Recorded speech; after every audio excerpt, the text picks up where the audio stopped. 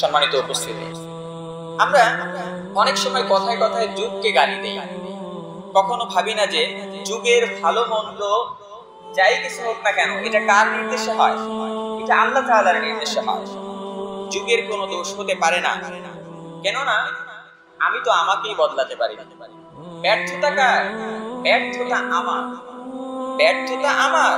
আমাকেই আমার পাপের বোঝা বহন করতে হবে। এটা কার কথা? আল্লাহ সুবহানাহু ওয়া তাআলার কথা। আল্লাহ তাআলা সূরা ফাতিরের ৮ নম্বর আয়াতে বলছেন, ওয়ালা তাজিরু ওয়াসিরাতুন বিসরা উখরা, সেদিন কারো বোঝা কেউ বহন করবে না।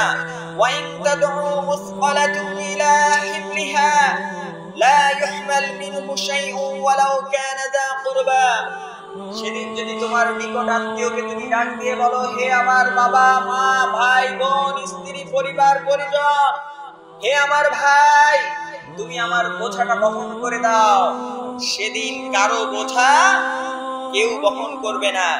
ইন্নামা তুযিরুল্লাযী ইয়াখশাউনা রাব্বাহুম বিল গায়বি ওয়া আকামাস সালাহ, নবী হে তুমি তাদেরকেই সতর্ক করবে যারা তাদের রবকে না দেখে ভয় পায়। ওমা ইয়াস্তাউইল আমা ওয়াল বাসীর, আর অন্ধ দৃষ্টিশক্তি সম্পন্ন ব্যক্তি কখনো সমান হতে পারে না। ওয়ালাজ যুলুমাত ওয়ালান নূর, আর অন্ধকার ও আলো সমান হতে পারে না। ওয়ালাল যিল ওয়ালাল হারুর, আর সমান নয় রোদ এবং ছায়া। আমরা তো বুঝতে পারছি না, একটা সময় আমাদের অনুভব হবে কি পেলাম এই দুনিয়াতে। যখন বৃদ্ধ হয়ে যায়, যখন শরীরে বল থাকে না, তখন অনুভব হয় কি করলাম।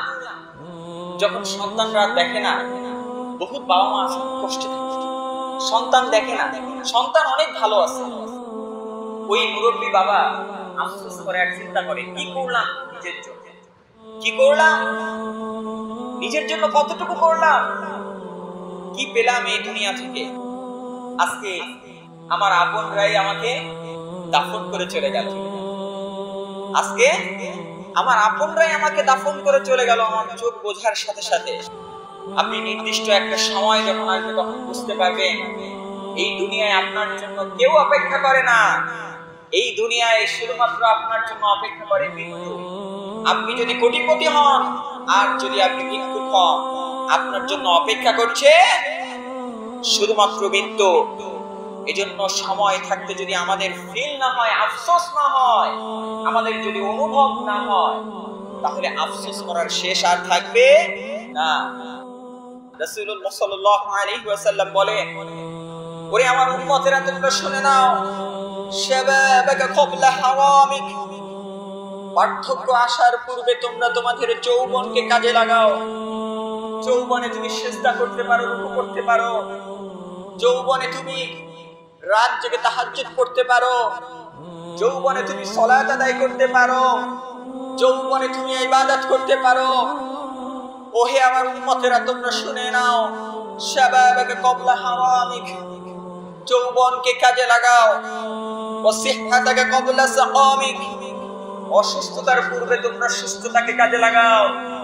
অসুস্থ হয়ে যাবে, বিছনা থেকে আর উঠতে পারবে না, হাসপাতালের বেডে কত মানুষ শুয়ে আছে, পাও নেই হাত নেই, ওপেন হার্ট সার্জারি করা, কত ধরনের রোগে ভুগতেছে। তুমি সুস্থ আছো, তুমি সুস্থতাকে কাজে লাগাও। ওয়াগিনাকা ক্বাবলা ফাকরিক, তোমার অভাব এক সময় আসতে পারে। আজকে তুমি ধনী আছো, আজকে তোমার পকেটে পয়সা আছে, আজকে এই ধনাঢ্যকে তুমি কাজে লাগাও। আজকে তুমি 500 টাকা ইনকাম করছো, 20 টাকা দান করে দাও। একটা সময় তোমার এই 500 টাকাও ইনকাম নাও থাকতে পারে।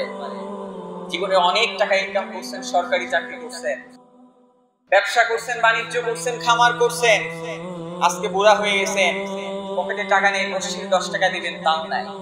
হয় না এরকম? হয় কি না? ছেলের কাছে চাইতে হবে যে বাবা মসজিদে 10 টাকা দিব, কোন জায়গায় দান করতে হবে, ছেলের বউয়ের কাছে চাইতে হবে। আপনার সময় থাকতে আপনি দান করেন, এটা আমার কথা নয়।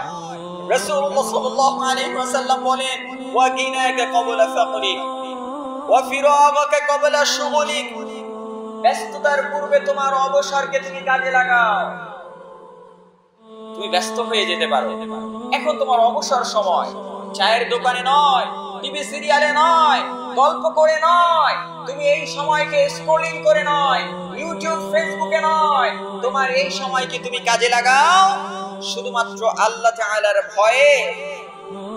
ওয়া হায়াতাকা ক্বাবলা মাউতিক, এবং তোমার মৃত্যু আসার পূর্বে তোমার জীবনকে তুমি কাজে লাগাও। যে জীবন আল্লাহ তাআলা তোমাকে দান করেছে, যে অফুরন্ত নিয়ামত তোমাকে দিয়েছেন, এই জীবনকে তুমি কাজে লাগাও।